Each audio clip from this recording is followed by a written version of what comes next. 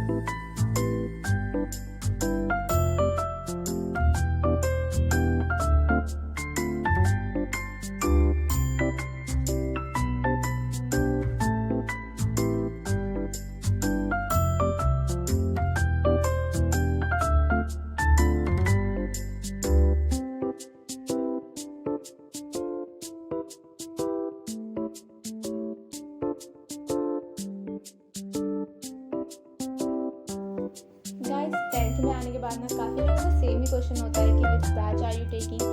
And guys, I believe कि हमें वही बैच लेना चाहिए जिसके टीचर्स का पढ़ाने का तरीका आपको समझ आए एंड जिसके पढ़ाने के तरीके से आप फेमिलियर हो, आपको पता हो कि लाइक आपको समझ आए कि वो क्या पढ़ा रहा है. ये नहीं कि आप ऐसा बैच ले लो जिसमें आपको कुछ समझ ही नहीं आ रहा हो.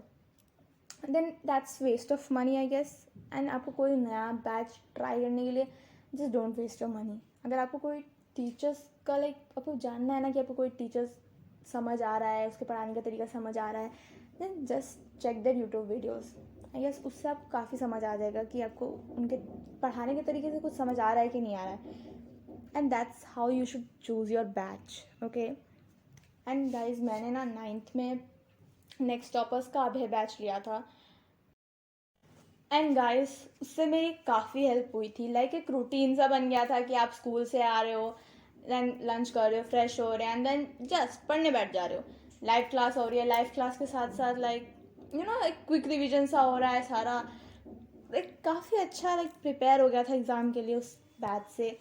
एंड देन 2 नए टीचर्स से हम मिले, हिंदी एंड इंग्लिश में की मैम से. एंड दोनों कितना अच्छा पढ़ाती है आप जानते ही हो, इतना अच्छा पढ़ाती हैं वो।